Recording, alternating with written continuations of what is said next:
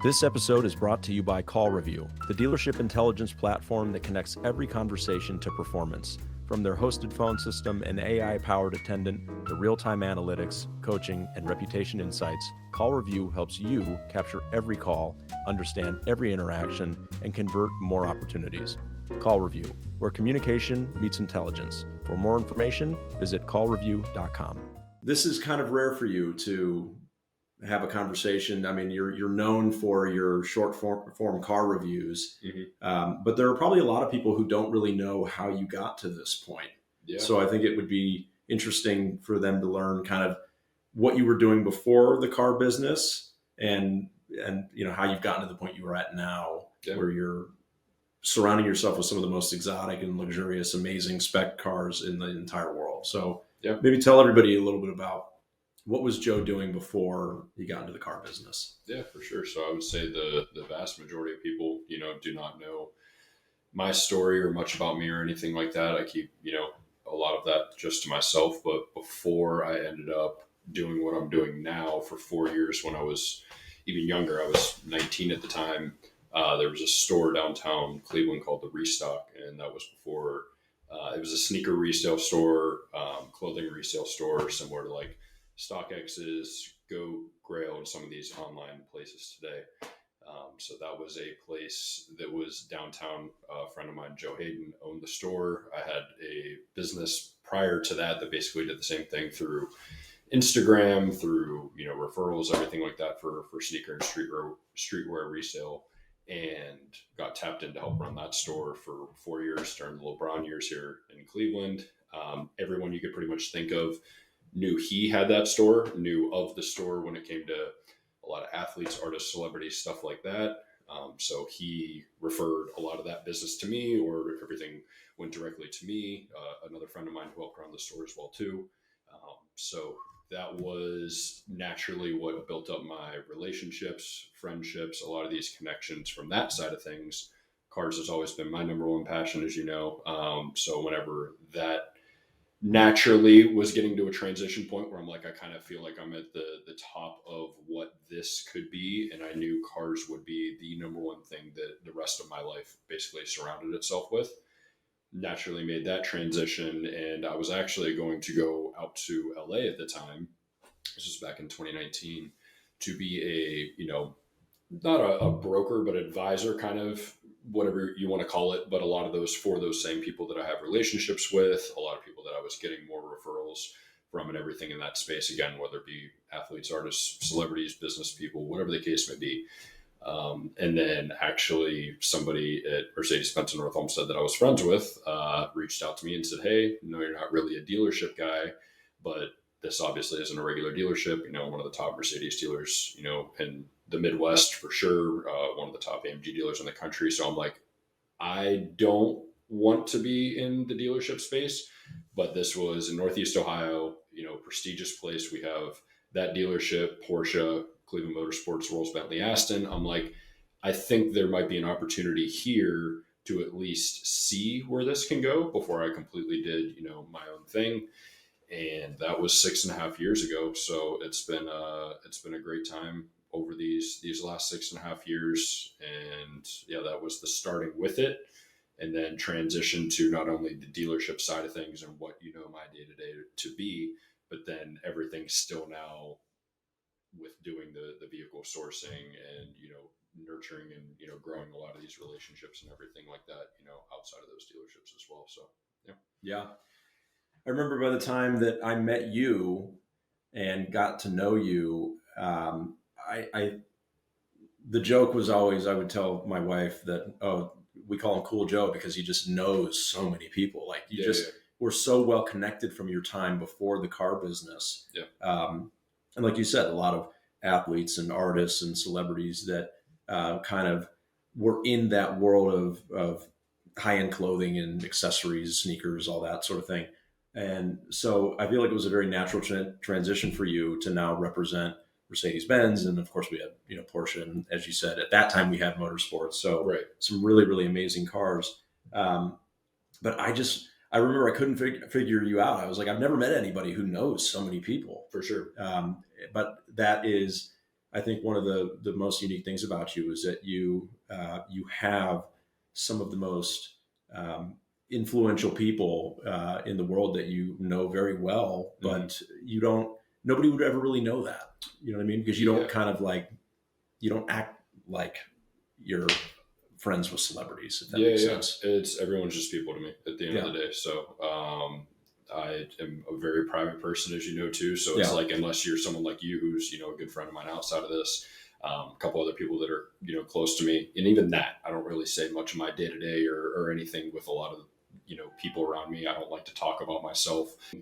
But yeah, so I don't really like to talk about anything I or me or whatever the case may be. So yeah, for all intents and purposes, unless someone's asking me about something very specific, I'm not going out of my way yeah, to let anybody know anything that is going on in my life, business, personal, whatever the case may be. So yeah, that's and especially when it comes to the social media side of things, a lot of people can assume certain things based on people that follow either one of my pages or things of that nature, and people always did even before the page got to where it's at now. But as for posting who clients are, who this or who that, like I keep everyone's information and any transactions both online and offline extremely close to myself. Nobody knows stuff that's going on unless there's one or two other people that might be involved in a deal that I'm doing that have to be, obviously, and yeah, even then that information is still extremely private. So yeah. yeah. No, 100%. And that's, I think that's super cool because you could choose to approach it in an entirely different way, right? There's Yeah. people out there that make it very well known who it is that they're working with, and Yeah. they take that angle of it. But I'm sure that that has helped you to meet a lot of the people that you've met and Yeah. to get a lot of the referrals that you've gotten, knowing that people can be kind of anonymous while working with you. For sure. And that's the constant thing that I've always heard. And again, this was even before I started doing cars. It's even back in the restock days with everyone I was taking care of from that. It was this exact same approach. It's, again, everyone's people. I really personally don't care like who you are or what you do or anything. Like I care about how you are as a person, like Yeah. cool and this and that. And that was kind of the word of mouth or referrals that were back then. And it's even, 100x now. It's just like, Joe is going to take care of you, do whatever's needed, ASAP. A lot of the people that I deal with are cross country, across the world sometimes. And it's just things are handled. You get a good friendship relationship. Some of it's just business relationships, whatever the case may be. Yeah. But it's nobody has to worry about any, kind of BS that for that exact point, a lot of people, especially in the car space, like to, self promote themselves of, oh, I'm dealing with so and so or this person's this or that or whatever the case may be, and that's actually the opposite of how I am. I think that's definitely a big contributing factor aside from just how I handle business in general that is got me to where I am and where it continues to push me. So Yeah. No, totally. yeah. So you had been posting on social media for a long time. Mm-hmm. Before there was JoeWAuto, Yeah. you had kind of your personal page, and it was a mix of everything, right? Things that you were doing, places you were going, dinners you were having. You loved to cook, you loved to go out and eat, Mm-hmm. and cool cars, just everything. And you had grown a really impressive following Mm-hmm. on the back of nothing but like pictures, Mm-hmm. which I think in the early days of social media, that was like kind of the thing. And then when video took off, it was interesting to me to see that you had built up this following of people without ever posting like a video of you. I mean, maybe there were a couple little videos of like where you were, but Yeah. nothing major. Yeah. Certainly not any of you talking or showing a car or anything like that. For sure. And then when you did start making videos, it just immediately took off. Mm-hmm. And what do you think the reason for that was? Yeah, I think it's a combination of things. I think it's one, just whatever you want to call it, like a natural eye for knowing. Like I've known social media and how to do social media, I would say, in a correct and unique way since probably 2010, Yeah. when I was in junior high or high school. So I think that once it got to the video part was important, but everything throughout the years was, I mean, basically how I am offline, is how the online presence was, where it's like whatever people want to call it, like mysterious or this and that's like, that's not, and I'm not trying to do anything. It's just, I would sprinkle in little bits and pieces of my life online to just basically like a proof of life kind of thing. Like, hey, still here, like, occasional photo dumps or whatever the case may be, to where it's like people knew something was going on with me or things go on with me or whatever. And it's just like, but you never heard me talk. I hated videos. I would never be on video, on camera. Still don't prefer it. I still don't like to, but it is what it is at this point. So when, again, for years, people were telling me, hey, you should start making videos. You should start doing this. You should start doing that. I'm like, maybe at some point, who knows? And a big background of my knowledge for cars is also automotive YouTube. Been very affluent and like following that for probably, going on 12, 13 years at this point. So I know how to do like everything if I ever did want to, as we had conversations about. And then it was you that were the final person to just be like, you need to like at least try this and see how it goes. And I'm like, okay, to see how things went with you pretty early on and your success with it, again, among other people that I know, but just you specifically being right in front of me. I'm like, all right, let me do one video.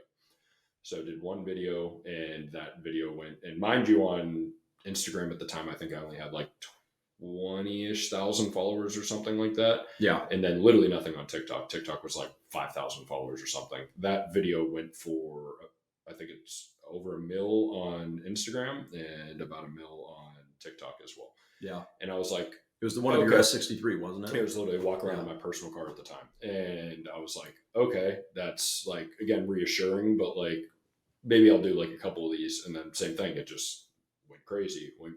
And then over a 2-month span of just posting one video a day, I think the page went from like 20,000 to around 100,000 by the end of the year. So literally, 80,000 followers, I think, in like 2.5 months or something like that. Yeah. Of just a lot of spreading. But again, I think the way that I did videos, the way that I still do videos, is very different from the way everyone does stuff online, where everyone likes to be, super bubbly and super just yelling at the camera and this and that. And it's just like gimmicky. And I don't want to say it in like a negative way, but like it's fake in a lot of ways. Sure. And I think what naturally drew people to my videos was, again, first off, they're not like, nothing is sales related. Nothing is like in that kind of way. It's all, hey, I'm very picky about what spec vehicles that I do, what vehicles in general that I do, show off a unique spec of a vehicle for about a minute.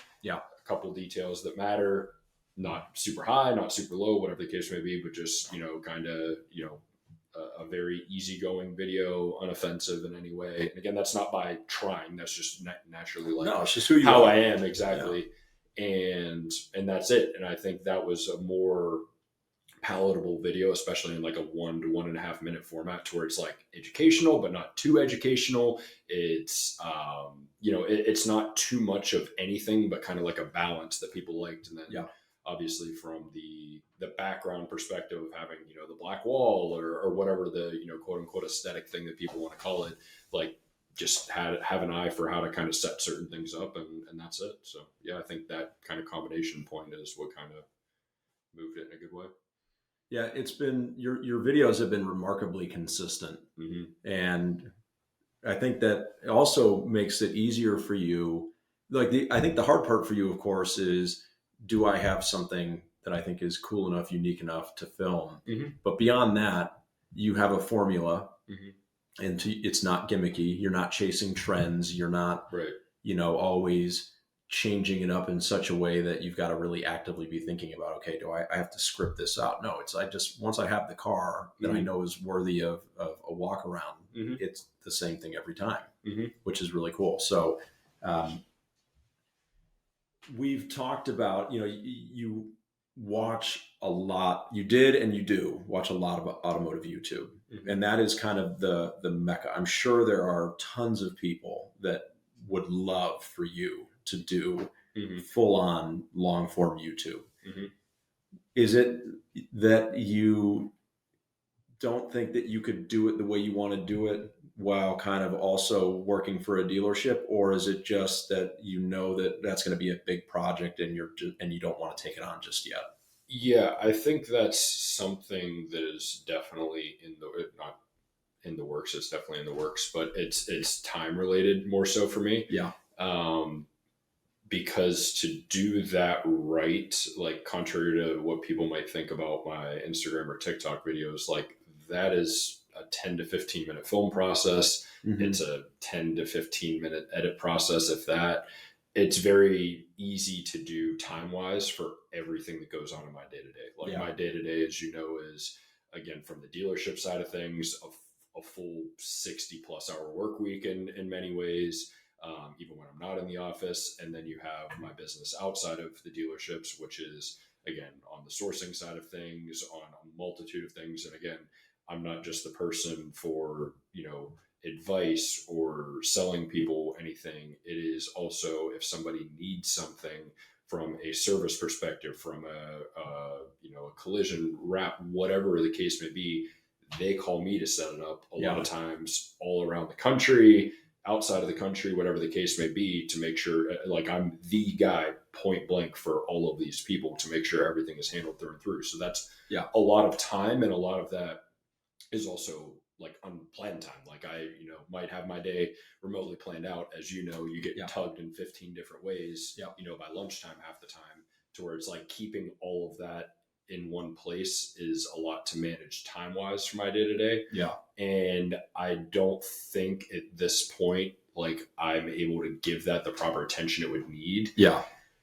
Which I want to start dipping my toe in to, maybe if it's only like one video every 2 to 3 weeks or two, video a month or something like that. I'm close to getting to that point, because ultimately that is a space from both long form and short form that again is the mecca for everything automotive, in a place that I definitely would like to get into here on the shorter side of things. But it's all time related. So it's like to be able to do it, I definitely know it will go well. I feel pretty confident in that. It's just about when the right time is, for sure. Yeah, that makes sense.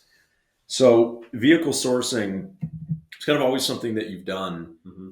And now, based on our conversations, the social media has really, I think, brought more people than ever before to you, Mm-hmm. who want to utilize you for that.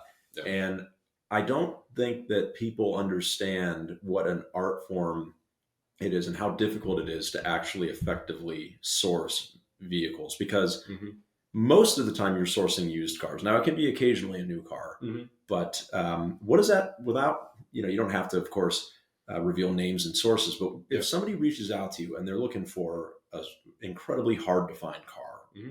how do you go about, what expectations do you set? And then what does the process look like to try to find that vehicle for them? Yeah, for sure. So a lot of it, to be honest with you, isn't that difficult. There isn't much in the scheme of things. It's actually very difficult vehicles to find. But when you have a network of people that I have built up, thankfully, on the dealer side of things, on the broker side of things, on just a multitude of people throughout the car industry, Mm-hmm. a lot of it is, text behind the scenes. Hey, so and so looking for this or that. And when you deal with things in the supercar or hypercar realm, that's when it becomes tricky, because a lot of off-market quote unquote vehicles, you don't want too many hands in the cookie jar with that, because then it's like, oh, I know so-and-so, but so-and-so knows so-and-so. So like 15 different people got to get paid. And that is a different thing from a lot of the, I would call it more relatively normal vehicles, even though they're not normal. Whether it be, performance cars, sports cars, luxury cars in the 75 to maybe like $300,000 price point, to where that is just people that I know either have them or have them in inventory that might not necessarily be online, or some of it is online. A lot of it is still on market stuff, but a lot of people just don't have the time or care level to go find it themselves. They're like, hey, I know XYZ vehicle, just find it for me. And it's something that's completely on market. So a lot of it isn't even off market stuff, but for stuff that is a little bit more unique, and I'm starting to lean into it more, is using the actual platform for what it is, and putting up a simple IG story of, hey, I'm looking for XYZ vehicle, a couple very specific points of it, and a very interesting thing to me is I have people all around the world, not just the US, but reaching out and being like, hey, I have this, or whatever the case may be. And let's see.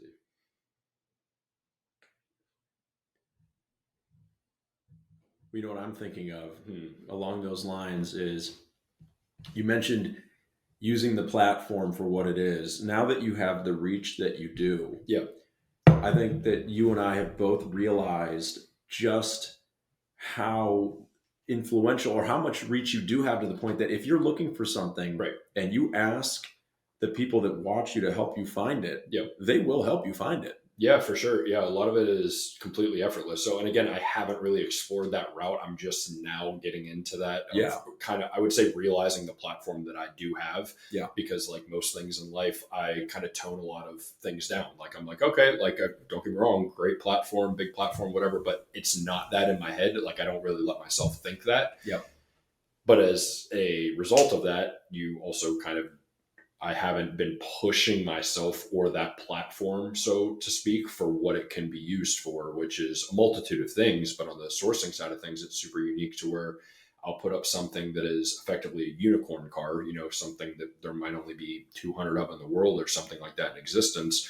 And within a 4 or 5 hour span of having an IG story up looking for one, I have 40 of them being offered to me, pretty much most of them being off market or something like that. Right. So from the trying to source side of things, it's amazing for that. But the one thing I haven't tapped into at all, aside from a couple little things here and there, is the selling side of thing on it. And that's intentional because I don't want that page or my platform to be a sales thing. Yeah. But I do know that there's a lot of my following that is interested in that does want there to be cars for, posted for sale and things of that nature. So that is something that is in the works that I'm going to have a solution for here, and a maybe a little spinoff platform or something like that for it, for sure. So gotcha. So would that be maybe in a consignment in effect, or just sort of a way for people to list their car with your platform and reach? Yeah, something along those lines for sure. Where it's basically all online, but something that, again, how I do business in general, I'm over checks every single little thing you could think of. Yeah. I make sure everything is bulletproof before I am even, offering a vehicle to somebody, or, I'm doing all my homework to make sure if my name is attached to it, there's no funny business on any way. And if something were to ever come up, how to rectify that situation, or make sure that anything is handled, because anything with my name attached to it, I never want a ounce of negativity to it. There isn't an ounce of negativity to it or anything like that. So that's how I would always want things to be with a platform, especially if it's mine. So yeah, that'd be pretty cool.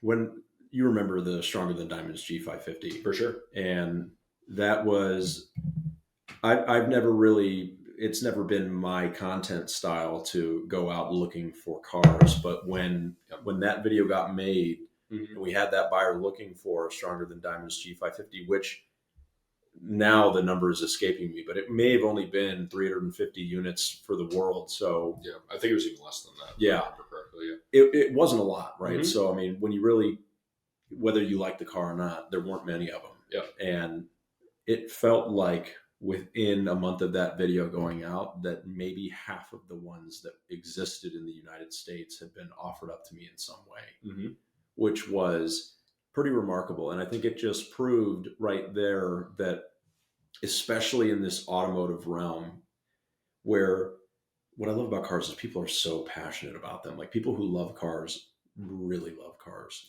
and they love the community aspect of it. And and the people that really, really love them have a hard time holding on to them for too long. For sure. So, you know what I mean? If you are looking for one that might be ultra rare, and maybe the average person is thinking there's no way you're going to be able to find me one of those because there's none listed for sale. Right. Well, I think you'd be surprised, right? And I think you're realizing that now. Yeah, and I think that's kind of the route that I'm wanting to lean into with it as well too, because I think it's a positive thing.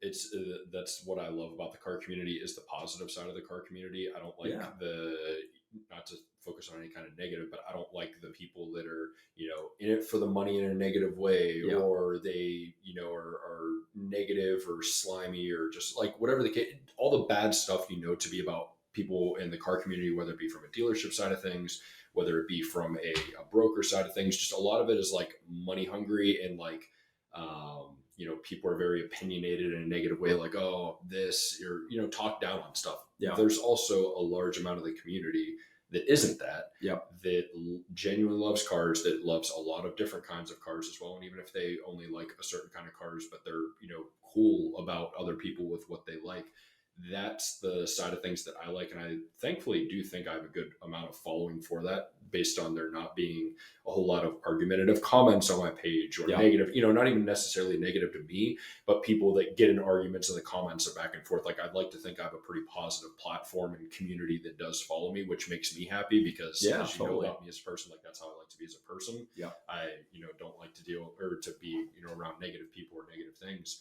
So I think there's a lot of things that are in my head about things in the future with myself, with the platform, with a lot of things about cars. And I think there's a few different avenues that I can take things, one or two or three or all of them or whatever the case may be, that is a positive community kind of things, whether that be a positive community on, like a marketplace or sales perspective, on just like almost a forum kind of thing, you know what I mean? Or there's a lot of different avenues that are in my head that, I'm excited to think about and possibly pursue. So could we be potentially witnessing the path of like a Doug DeMuro or, I don't know, a Cars and Bids type of situation? Or I don't know. Nothing to speak on, like specifically on, on record or on camera, because it's all still in my head. But I think Doug is a great example of that. And Doug is one of the very few people that, like, I don't want to say like look up to or anything, but like basically since, again, I was early in high school, Doug was making videos. And so him and, Hoovy, Tavares, a couple of the other big names on YouTube, I've been long followers on them, and also how they go about things. Again, the positivity that's also, again, in their comments, and going back to Doug, he's a great example of that, to where, he'll share some opinions, same way I do, but it's not, super, edgy or controversial or, sparking argument or stuff like that. He has a great platform in his, YouTube comments, on other platforms as well, that I think Doug is actually, a very good, kind of comparison point to how I like to go about my, day-to-day with cars, for sure. Yeah. So this kind of makes me think about the sort of duality of automotive content, because you and I are unique in that we work in a dealership and make automotive content. That's actually not super. I mean, of course, there's a lot of automotive content now that's becoming much more of a thing, for sure, from people who work in dealerships. But really, when I think of automotive content, you've got people like Doug that are reviewing cool cars, and now they've got, this Cars and Bids platform or Hoovy's Garage, right? They're around cars, they're doing cool things with cars, repairing them, restoring them, right? There's that form of it. And then there's the dealership side of it. For sure. And the weird dichotomy really of autos is that you've got, generally everybody loves cars. And so when you've got people like a Doug DeMuro or even your content, which is really just focused on the cars, it tends to be mostly positive. Of course, you're going to have people that maybe want to argue about whether a manual transmission or an automatic transmission is better, or, Mopar versus Chevy or Ford, or which German brand is the best. But when it comes to the dealership side, it's a much different world, because dealerships generally have this negative connotation, right? You could take the same people, the same content, and then tie it to a dealership, and it can be received in a totally different way, right? Because my comment sections tend to be much more like this. Yeah, it could be a war zone a lot of the time, right? For sure. Yeah, because my content is just what's happening at the dealership, and not just the car. So for you, because of the type of person you are, because of the way you like to conduct business, what is it about the dealership world and this dealership specifically that makes you okay to kind of exist in that dual reality of like you're around cars that you love and showing people how cool they are, but you're also aware of the fact that we have a career that people like, they want not to like us, and we're trying to prove to them that we actually want to take care of them. Yeah, I think it's my unique balance and my like where I'm at currently with everything that makes it work, because on the dealership side of things, being in management and more so taking care of your team and a couple other things with the dealership is a different thing than say if I was on the sales floor and I have to worry about, the things that a normal salesperson would have to worry about or this and that. Like it's a really cool, unique balance to me to where I get the people side of things, obviously an immense amount of cars in our day to day and sales and everything like that. Yeah. But it's more so the people side of things of taking care and helping taking care of a team that we both care about, as well as the clients that, we're blessed to have from not only Northeast Ohio, but all around the country from our Mercedes store, Porsche store, etc. I think that is the thing that is still a unique thing to me that I like. And again, doing it in Northeast Ohio, the cars that again are, our Mercedes store is one of the top AMG dealers in the country, top G-Wagon dealers. So it's like the inventory and the car side of things. And again, our setup is a very positive, unique thing that I do love. Yeah. So I think it's not only doing that I love, but it's also a good resource for everything as well. And it's a mutually beneficial thing, for both of us as well as the store and the store's platform as well to be able to, do what we do. So I think that's the kind of uniqueness of my situation that I still do love, because I get asked that all the time of, hey, what are you still doing in Ohio? What are you still doing in Cleveland? What are you still doing in a dealership? And it's like, I'm very conscious of how great of a setup it is. Yeah. And how, again, beneficial that it is and making it work in my home base. If I wasn't able to, like I've told you this, if I wasn't able to travel the way I was and the flexibility and the freedom that thankfully, our brick and mortar allows, I wouldn't do it. Like I would not still be at a dealership, no matter how great the setup is. Like thankfully we do have, the ability that we do, especially for myself, to be able to kind of control a schedule to a degree, be able to travel if I need to for whatever that be, whether it be work, pleasure, whatever. It's a really good setup. So yeah. And is it fair to say that you mentioned there was a lot of people that are in this industry, in this business, that are money hungry or they do business the wrong way? Yeah. If this was a dealership that operated in that way, that probably wouldn't work for you. No, it wouldn't. If our dealership, I'll be completely honest, if our dealership was anything other than what it is, it wouldn't work. And that is, again, client focused, relationship focused. A lot. It's about people. It's like the cars, as we talk about, as a byproduct of our day to day. Like finding the right vehicle for somebody is a relatively easy thing, in my opinion, when we do, our fact finding and our diving into the person's situation to figure out what would be best from them as a collaborative effort with a client, not, hey, trying to sell you something or doing this. That's how I like to be in life. And that's why our dealership specific, and there's, a couple out there for sure that have now started to adopt this, I think, but be truly client focused first, and people focused first is definitely the thing for sure. I agree. I think that I think about this all the time, that we're very fortunate to operate the way we do, to be client focused, to not play pricing games with people, not take advantage of people, because I'm not that way, so I wouldn't, regardless of whether I was making content or not, I wouldn't be able to be in a dealership that operated like that. But I most definitely would not be able to be doing both at the same time in any other scenario. So we're very blessed to have that setup, and to be in a place where, Cleveland, I've always said, is a very misunderstood city. Yeah. People don't realize the wealth that is here, the cool cars that are in the area, right? They may not be flaunted as much as they are in other parts of the world, but this is a very cool city. There's a lot of really cool people here, a lot of really cool cars. Yeah.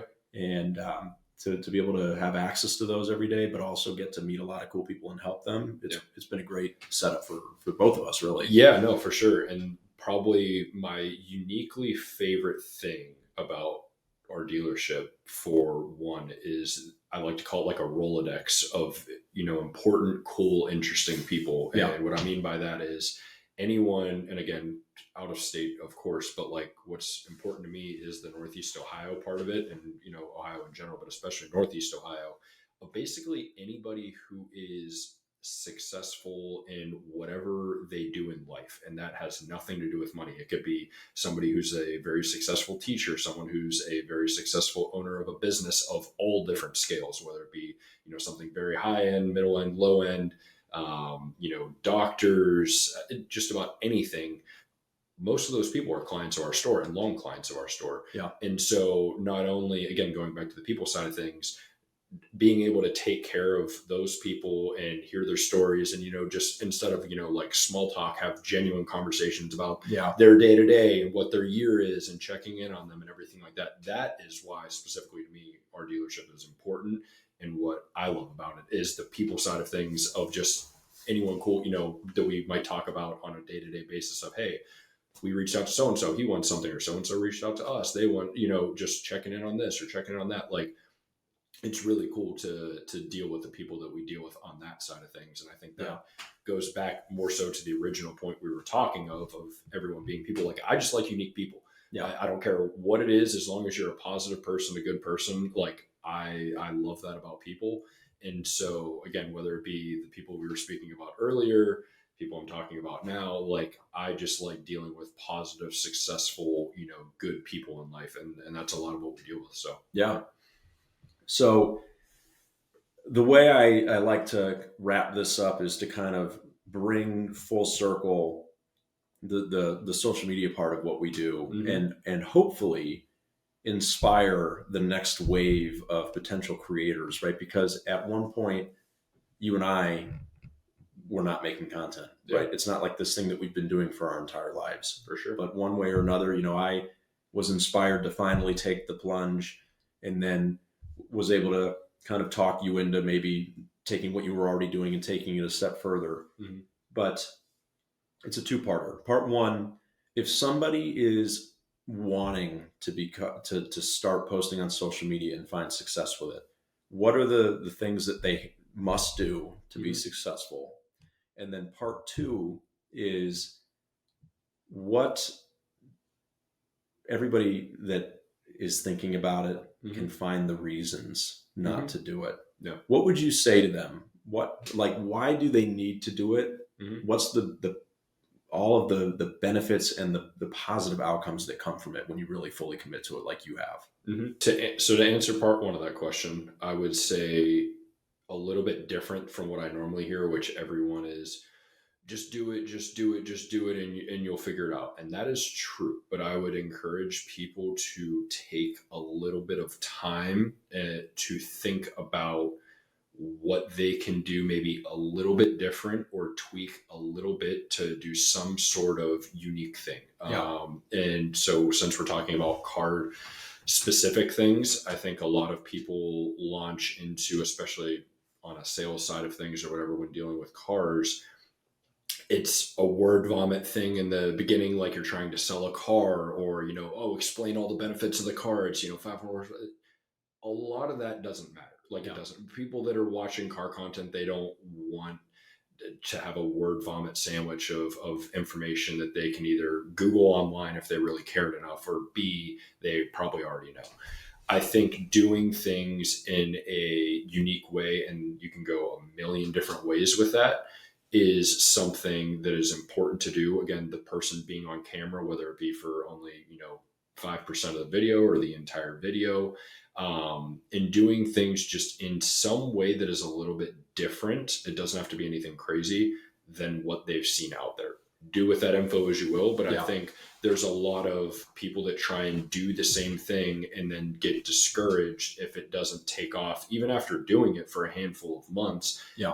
Because they're pretty much doing the same thing that like 70 or 80% of people are doing. So I think from that perspective, if you're starting new, or if you've already been doing something, you're not finding the success that you might be hopeful for, and you might be doing something that's actually great, but it's enough to where it's not getting the traction or the views that you might think, because it's not different enough. And again, it doesn't have to be a big thing, but I think don't be insane about it and try and do the same thing over and over and over. Find something a little bit different. But yeah, so I would say that take a little bit of time to think about what you're going to do, and then just be a little bit more calculated with it. That's all. And then so don't just pick up a camera and walk around the car. Yeah, exactly. Yeah. Don't just be like, I would say you don't have to be super polished, but don't be super unpolished either. To where a lot of that is in car content. There's many different things for different other kind of content, but if you're more car content focused, or whatever your business is, I would say be a little bit more intentional and a little bit more detail oriented to whatever you're going to do with that. Yeah. So that enough of an answer for part one. For part two, I would say, what was part two again? About just like doing it? Or so part two is for everybody that, all right, maybe now you found your idea, you are going to be intentional about it, but you still keep talking yourself out of it. Right. Mm-hmm. You want to do it. You see the benefits. Maybe you're trying to bring more awareness to your dealership, or maybe you're trying to just brand yourself, but they keep talking themselves out of it. What could you go back in time and wish you could say to yourself about, like, this is why you need to start doing it. This is what can come of it.